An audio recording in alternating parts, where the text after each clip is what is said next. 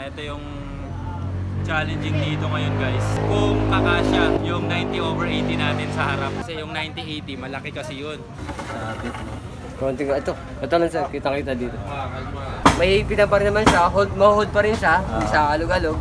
Dito naman 100/80 ang ilalagay natin. Sabit pala pag 90/80. Yan, shoutout nga pala sa Power Wheels Motorcycle Parts and Accessory Shop. Dito po yan sa Texon. Ayan, nakasalang na si rider natin. Papalitan na natin ang likod sa kaharap. Diablo Rosso. Yun yung machine. So yun guys na ito yung challenging dito ngayon guys. Kung kakasya yung 90/80 natin sa harap. Ayan, testing muna. Testing kung kakasya. Pasok po, sing.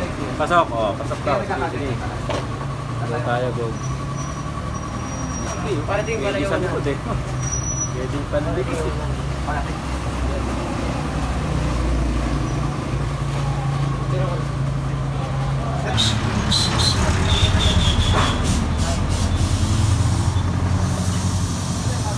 Upod na, no? Which buzzer bearings, bracket? Okay pa, Okay pa. Pwede na lang yung X-Max. Ha? NMAX. Okay ka rin. Thank you. Tapos dito yung NMAX. Sir, dito ka daw. Sir, dito ka lang sa akin. Wait lang. Yung tuwid. Sige sa akin. Karoon daw po naman po sa kanay. Kung by schedule, pwede daw po. Ha? Yung top, magkano daw po sa kanay. Yung top.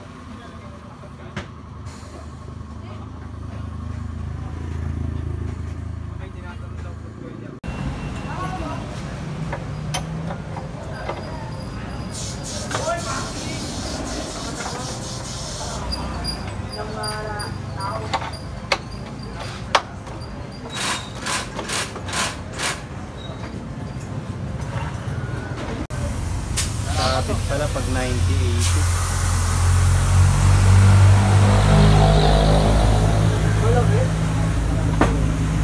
Ito yung ano natin, 90/80. Kaya may problema sa sabit. Wala pang hangin.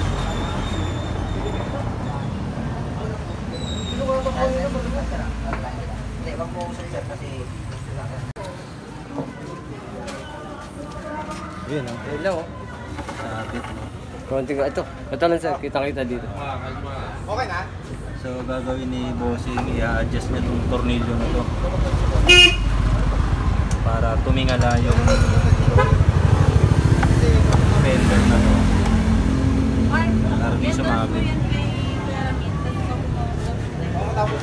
Kasi malaki naman yung clearance Apo. dito. Bahay ito. I-adjust na. Bahay ito. Balitor nila ito. Ay, sayang. Basta ang diskarte kailangan umangat ito ng konti lang. Ayun na. Ito. Oo. Papalitan ito. Ito. Kaya, pati nga wala ko. Sagit lang ma'am. Wait lang. Wala na. Basta umangat lang siya ng konti. Ngayon, ang challenge kasi dito bossing, ito tornilyo mo dito, may liig.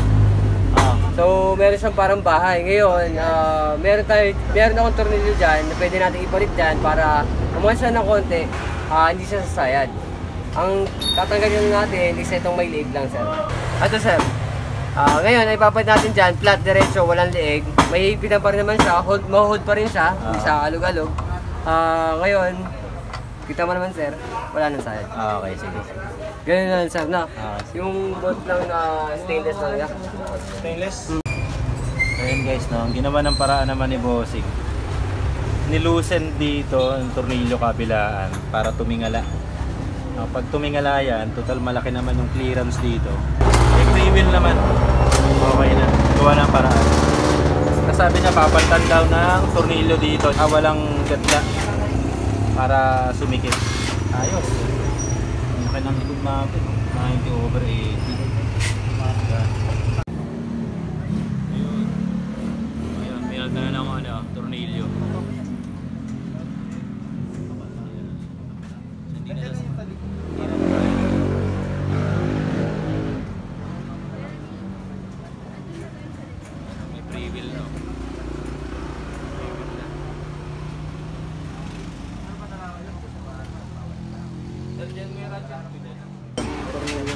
Ayan, so ito yung pinalta na nila na tornilyo. Ayan. Ito yung stock.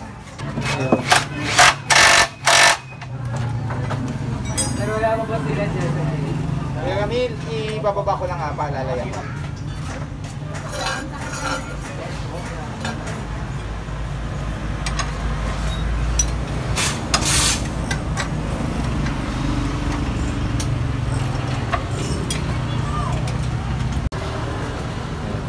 Palit naman yung likod. 100, 180. Laki. Brake pad, wala na. Isa lang nakakabit dyan, di ba? Oo. Yung isa kasi nasa bahay. Baka magbabakal na Hindi, ako na magkakabit. Isa lang. Isa lang kasi. Napansin mo pa yun, Kuya. Ayun, ang nipis nung isa. Oo, wala. Isa lang kasi nilagay ko dyan dati. Eh, talaga palang masikip yun sa una. Oo, talaga. Ayan, babalik ko na lang. Ipipress talaga yung pag ano. Babalik ko na lang.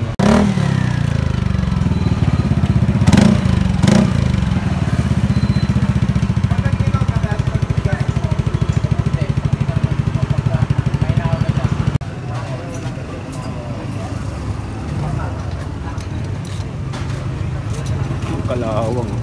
Napabayaan eh.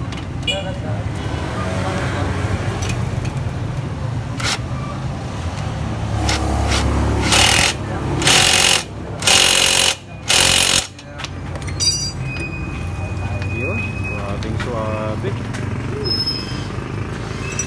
Preno, baka wala naman. Subukan natin ah.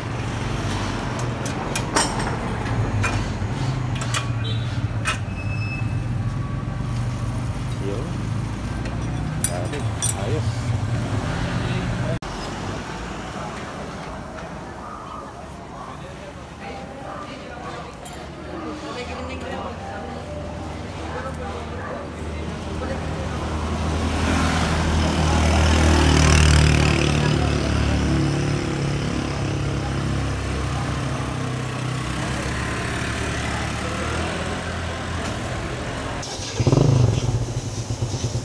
Yan, testingin muna bago iuwi para sigurado tayo na safe naman yung pagkakakabit.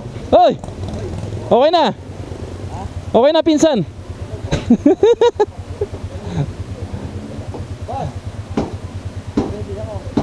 Yeah, pinsan ko yan. Boss, thank you. Salamat. Yun! Bago gulong natin.